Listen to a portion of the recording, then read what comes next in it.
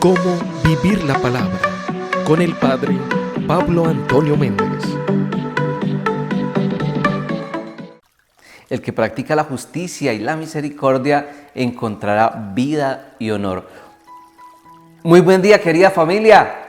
Qué alegría compartir con ustedes lo más hermoso que el Señor nos ha regalado, y es su palabra. Feliz y bendecido sábado 30 de enero. Y quiero compartirles el Evangelio para este día, tomado del capítulo 4, versículo 35 al 41 de San Marcos. Este día al atardecer les dijo: pasemos a la otra orilla. Despidieron a la gente y le llevaron en la barca, tal como estaba. Otras barcas iban con él. En esto se levantó una fuerte borrasca y las olas irrumpían en la barca, de suerte que estaba a punto de anegarse. Él se encontraba en popa, durmiendo sobre un cabezal. Lo despertaron y le dijeron: Maestro, ¿no te importa que perezcamos? Él, habiéndose despertado, increpó el viento y dijo al mar: Calla, enmudece. El viento se calmó y sobrevino una gran bonanza. Entonces les dijo: ¿por qué estáis con tanto miedo? ¿Cómo no tenéis fe? Ellos se llenaron de gran temor y se decían unos a otros: ¿quién es este que hasta el viento y el mar le obedecen? Palabra del Señor. Gloria a ti, Señor Jesús. Qué precioso este Evangelio que Jesús nos regala para este sábado 30 de enero. Y quiero compartir con ustedes dos sencillas reflexiones para nuestra vida. Primera, hay una diferencia entre Jesús dormido y Jesús despierto. Dice aquí el texto que los discípulos en medio de la tormenta, llenos de miedo, y Jesús está ahí dormido. Pero Jesús se despierta y la tormenta cesa y a ellos se les desaparece el miedo. Es decir, una cosa es tener a Jesús dormido y otra cosa es tener a Jesús despierto. Una cosa es Jesús dormido y otra cosa es Jesús despierto. Hoy mucha gente quiere tener a Jesús, pero dormido. ¿Quiénes son? Los que sí creen en Jesús, se dicen católicos, se dicen seguidores del Señor, pero lo tienen dormido. ¿Por qué? Porque quieren que Jesús no se meta en la vida, no se meta en los proyectos, no se meta en mis planes, no se meta en mis sueños. Jesús despierto es el que entra en mis proyectos, entra en mis sueños, entra en mis planes, pero corrige, educa, exhorta y regaña. ¿Quieres tener un Jesús dormido? Es decir, un Jesús que no se mete en tu vida, que no se mete en mi vida, pero que no salva.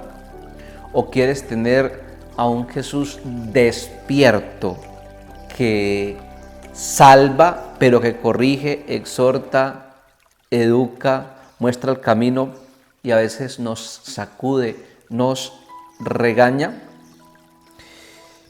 Hoy mucha gente también quiere tener un Jesús decorativo. Uno va a las casas a veces y sí, la imagen del Señor de la Misericordia, bueno, la imagen del Señor de los Milagros, la imagen de Jesús resucitado, hermosa. Un Jesús decorativo es un Jesús de imagen solamente, pero es un Jesús que no entra en mi vida, que no entra en mis proyectos, que no corrige, ni educa, ni exhorta. Tenemos que tener un Jesús, pero que entra en la tormenta de nuestra vida y calma aquellas situaciones negativas que nos apartan de Él.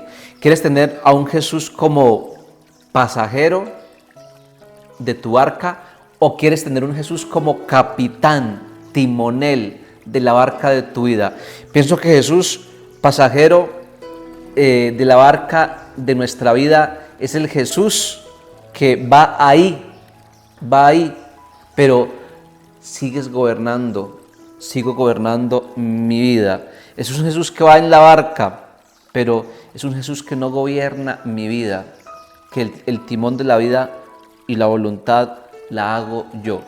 El Jesús como capitán de la barca, como timonel de la barca de mi vida, es el Jesús que entra en mi vida, entra a tomar el mando de mi vida, entra a tomar el timón de mi vida y es el que gobierna nuestra vida. Es el Rey, es el Señor, es el que administra la vida.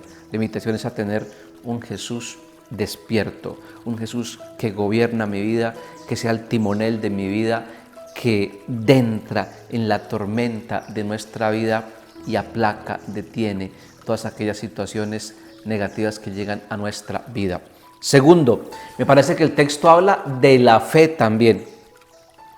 El texto habla de la fe. Mire que Jesús les hace una pregunta a sus discípulos. Y la pregunta más o menos es, ¿y todavía no tienen fe?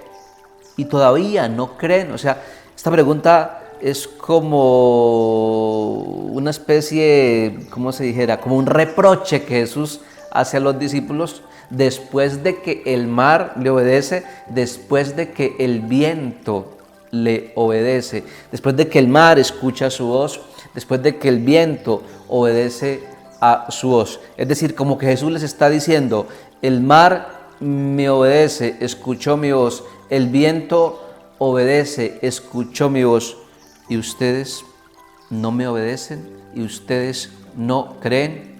Me parece a mí que Jesús está diciendo que a veces nuestro corazón para creer, para tener fe, para obedecer a Él, es tan duro, es más duro que las cosas materiales, es más duro para obedecer que las cosas del mundo, es más duro para obedecer que el mismo mar y que el mismo viento.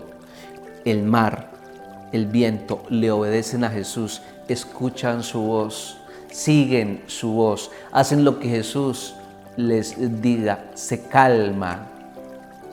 Tú y yo escuchamos la voz del Señor, obedecemos la voz del Señor. Eso es la fe. La fe es escuchar, obedecer la voz del Señor. Dice aquí el texto que los discípulos se admiraron. Hermoso esto, se admiraron de que el mar y el viento le obedecieran. Pero la pregunta es, ¿no debiéramos admirarnos más cuando un corazón, una persona, un alma humana le obedece a Jesús? Porque a veces nos admiramos de las cosas materiales, nos admiramos de las situaciones de la vida, pero no debiera admirarnos más cuando una persona, un alma, un corazón humano cambia, un corazón humano se transforma, un corazón humano le obedece, un corazón humano empieza a escuchar la voz de Dios, el llamado de Dios. Esa es la fe.